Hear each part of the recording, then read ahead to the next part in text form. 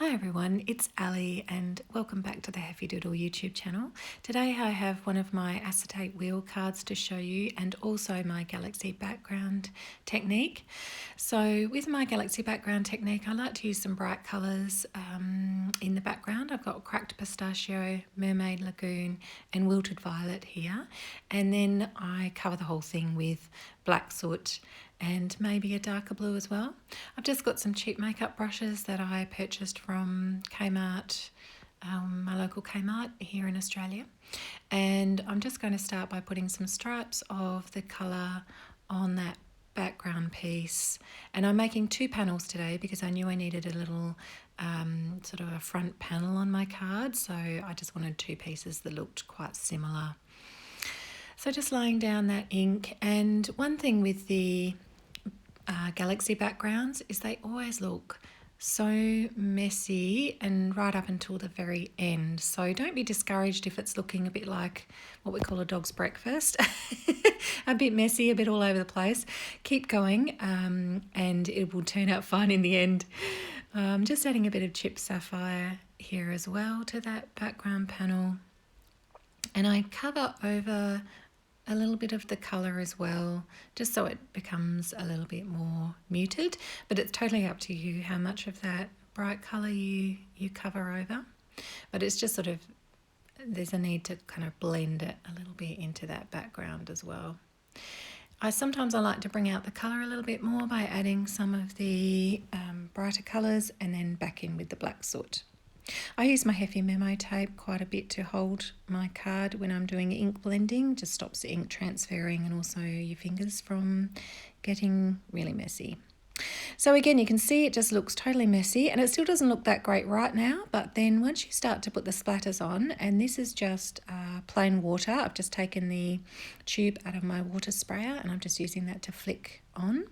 And then also I cover it with some white gesso flicks too. I've used a really stiff bristled brush there, which was had a little bit of water on it, and I just flick the gesso.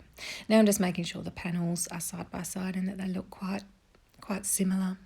Then I was just deciding which one I wanted to use as my main panel and which one I wanted to use as the front panel.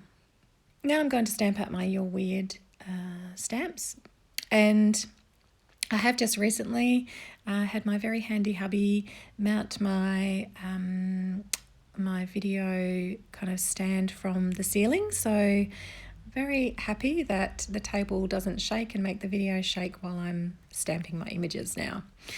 So this is what you need for your acetate wheel cards. You need two panels on the front, kind of like each side like that, just to cover over the images that are disappearing and the images that are coming on the acetate wheel.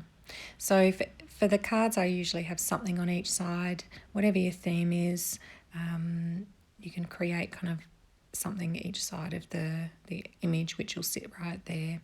There needs to be a brad in the middle too, so sometimes I make sure that's also hiding behind those two front pieces.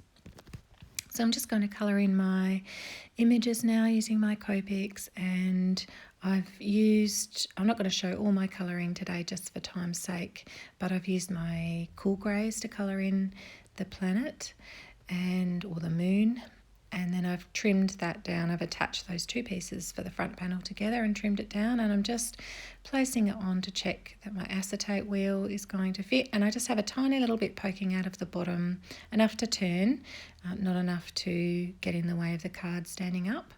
And then I was just testing where my other pieces needed to go.